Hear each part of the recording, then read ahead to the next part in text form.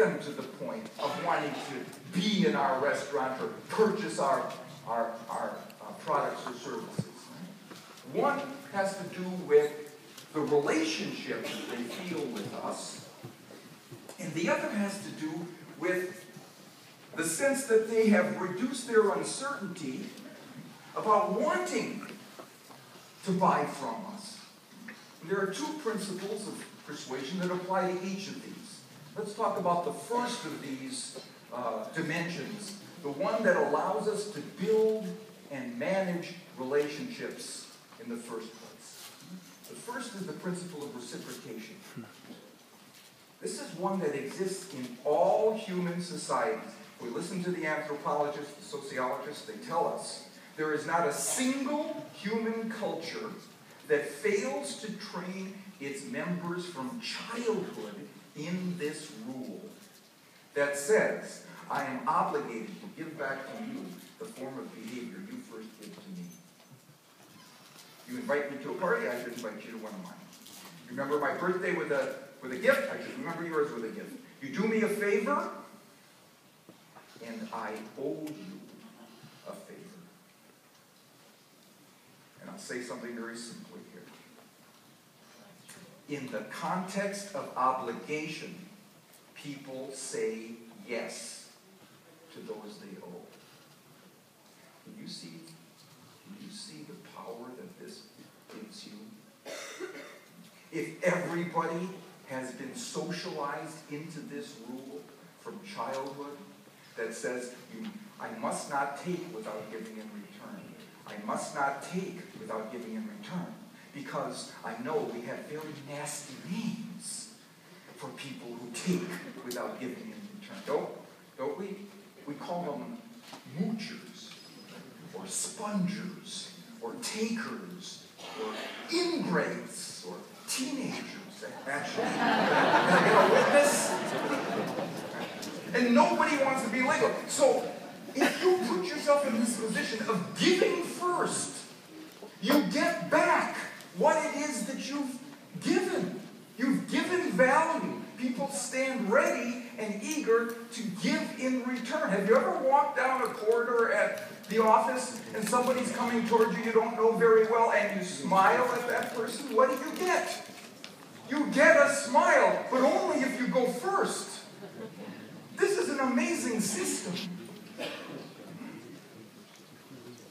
Okay, now, so if that's the case, if what we give for, what do you want? You have to ask this question. What do you want? Do you want a better attitude at the office? You give it first. Do you want information from your prospects or your clients about what will best serve them so that you can arrange your services for that? Give them information first. And you will get back the quality, the level, and the amount of information that you provide. Give first. Now, here's an interesting question. If you're going to give first, and I'm not talking about saying as follows, you sign a contract with us, and we will provide you with the best products and services on the market. No, that's making them go first. You have to go first. You give them before they sign. You give them a reason to sign with you by the kind of individual you are in benefiting them first. Always thinking of their advantage. We've got to invest in our customers and prospects. Okay, so with that said, let's ask this question. Of what you can give first, is there anything that will increase the likelihood that the recipient will stand ready and eager to give back to you at the highest possible levels, so that your return on investment will be optimized? It turns out there is. If what you give is meaningful, tailored, that is personalized to their needs and circumstances, and unexpected, you optimize this effect. Let me give you some evidence. It comes from a study that was actually done in restaurants again, but this time not to deal with the question of what restaurateurs can do, but what restaurant servers can do. Anybody here been how many people here have been a waiter or a waitress in a restaurant? Look at them, look around you. It's a third of us.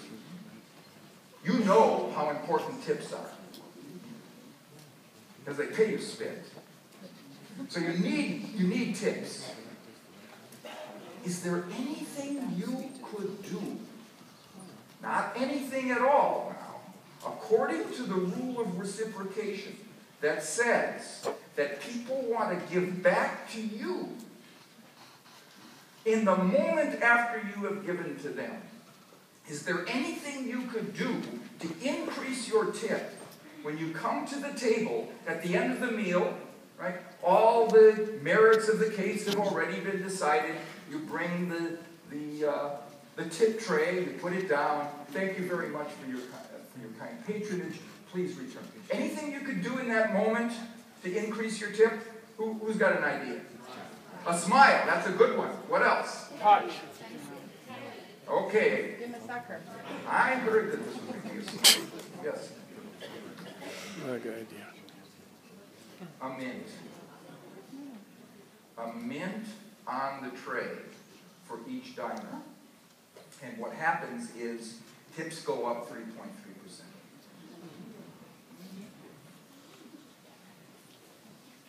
Now you might say 3.3%, that's not a lot. If you right now could increase your raw profit by 3.3% for the price of a mint, wouldn't that be worth it?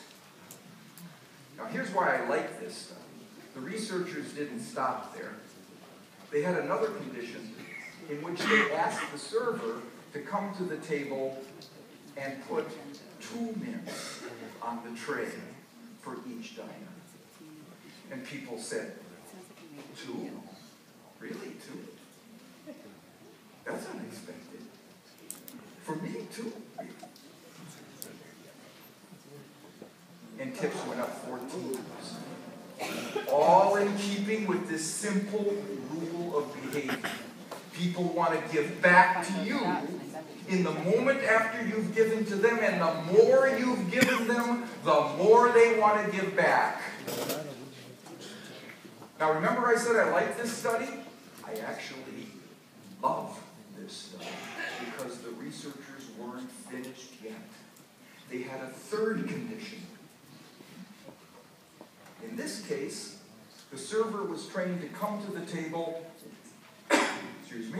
with 1 mint on the tray for each diner.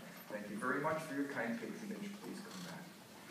And turn to walk away and then stop himself. Come back, lean down so everyone could hear. Look over his shoulder conspiratorially, manager, and say, for you, nice people, because you have been such good guests.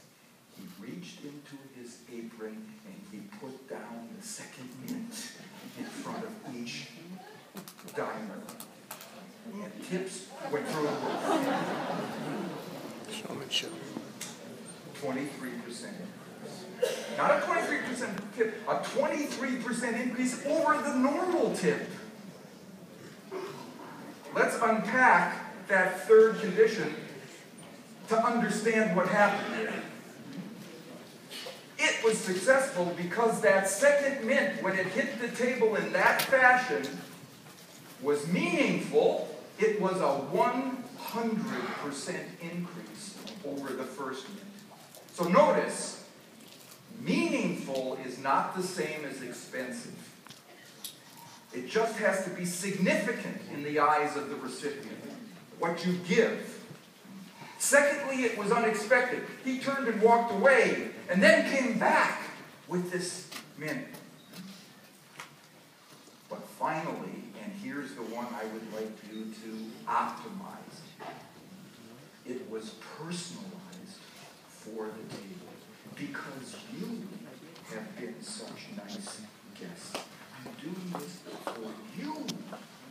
If you do that, not in this sort of artificial way, but if you do it in an authentic way, where you decide what you can provide to your customers, clients, prospects, based on what would be meaningful to them, what would be unexpected, not just what everybody does, and what would be personalized to their particular circumstances, their challenges at the moment, believe me, they will be ready to give back to you when you need something. You need a referral. They will be falling all over themselves to do it. You need an invoice turned around more quickly? Yes, the answer will be yes, because of how you have demonstrated your willingness to go first and be powerful and selective about what you do. Now, let me just say